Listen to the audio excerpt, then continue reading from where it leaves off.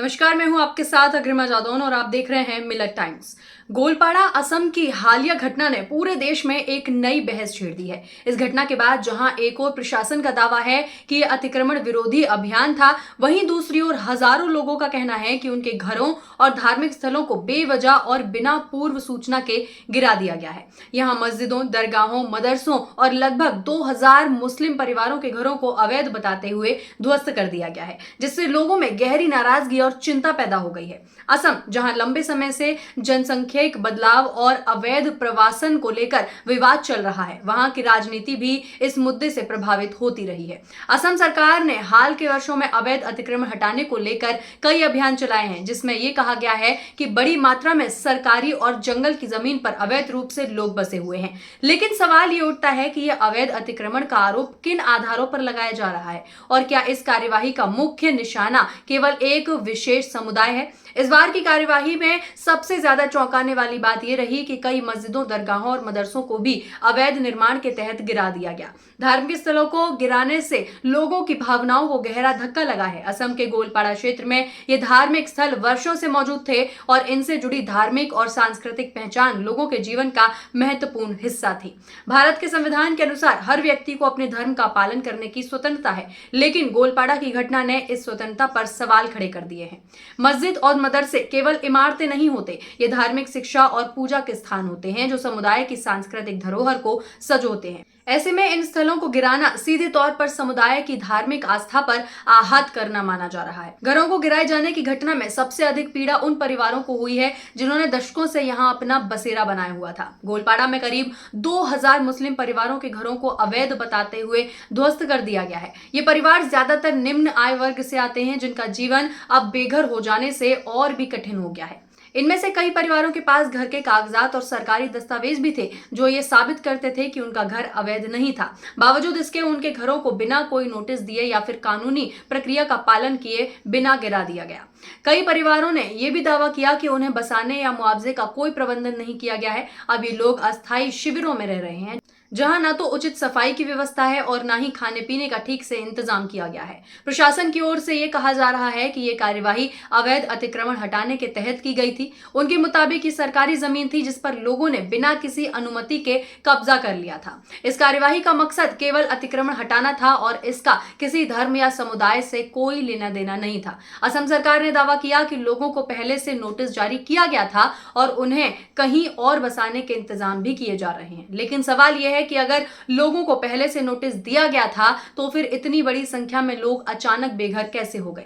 क्या उन्हें उचित मुआवजा दिया गया? क्या उनके पुनर्वास को योजना बनाई गई थी? जिन परिवारों के घरों को गिराया गया उनके लिए यह घटना एक गहरे सदमे के समान है। अचानक बेघर हो जाने से उनकी रोजमर्रा की जिंदगी बुरी तरह प्रभावित हो गई है। बच्चों की पढ़ाई बंद हो गई है, स्कूल जाने का कोई साधन नहीं बचा है। कई परिवारों का कहना है कि उनके पास अब खाने पीने की भी समस्या हो रही है। बेघर होने के साथ साथ उनकी आर्थिक स्थिति भी और खराब होती जा रही है।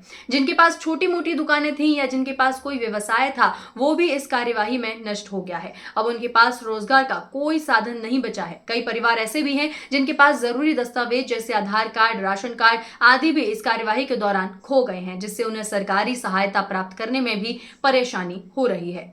मानवाधिकार संगठनों ने इस घटना की कड़ी निंदा की है। उनका कहना है कि यह कार्यवाही मानवाधिकारों का खुला उल्लंघन है। किसी भी समुदाय को इस तरह से बेघर करना, उनके धार्मिक स्थलों को गिराना और उन्हें पुनर्वास का कोई उचित साधन न देना संविधान के खिलाफ है। इन संगठनों ने आरोप लगाया है कि यह कार्यवाही धर्म विशेष को निशाना बनाने के उद्देश्य से की गई है। उनका कहना है कि असम में मुस्लिम समुदाय के खिलाफ लगातार इस तरह की कार्यवाही हो रही है और ये सांप्रदायिक तनाव को भड़काने का प्रयास हो सकता है। इस मामले पर राजनीतिक दलों ने भी अपनी राय रखी है।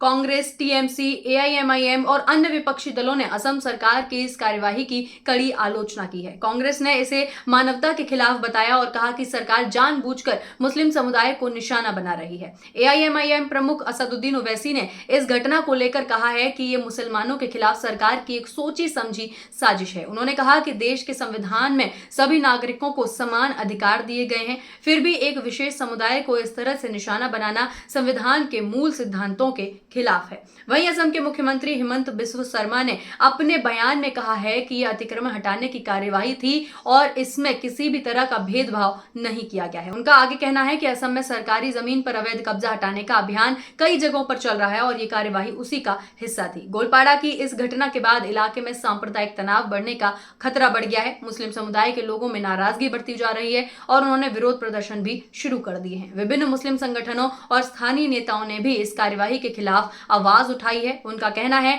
कि ये सरकार की सांप्रदायिक राजनीति का हिस्सा है जिसका मकसद राज्य में धार्मिक ध्रुवीकरण को बढ़ावा देना है। अगर इस मामले को जल्द ही हल नहीं किया गया तो इसका असर सिर्फ गोलपाड़ा तक सीमित नहीं रहेगा बल्कि पूरे राज्य में सांप्रदायिक तनाव बढ़ सकता है। ऐसी स्थिति में प्रशासन और राज्य सरकार के लिए शांति बनाए रखना एक बड़ी चुनौती साबित हो सकती है। गोलपाड़ा की घटना असम में चल रहे अतिक्रमण विरोधी अभियानों का एक और उदाहरण है, लेकिन इस बार ये मामला इसलिए और संवेदनशील बन गया क्योंकि इसमें धार्मिक स्थलों और हजारों मुस्लिम परिवारों के घरों को निशाना बनाया गया। इस घटना ने एक बार फिर से देश में अल्पसंख्यकों के अधिकारों और उनके साथ हो रहे व्यवहार को लेकर सवाल खड़े कर दिए हैं। क्या ये कार्यवाही सही थी? क्या इसमें संवैधानिक अधिकारों का उल्लंघन हुआ है? इन सवालों के जवाब आने वाले दिनों में जरूर मिलेंगे, लेकिन आपका इस पर क्या कहना है हमें कमेंट बॉक्स में कमेंट करके जरूर बताएं। साथ ही बने रहे मिलत टाइम्स के साथ। धन्यवाद। मिलत टाइम्स को जारी रखने और मजबूत बनाने के लिए हमारी आर्थिक सहायता कीजिए। ये एक आजाद मीडिया हाउस और कमजोरों की आवाज है। आप हमें देखें, सुने, पढ़ें और हर महीने ज्यादा नहीं सिर्फ 100 रुपए से मदद करें। डिटेल्स डिस्क्रिप्शन में मौजूद हैं।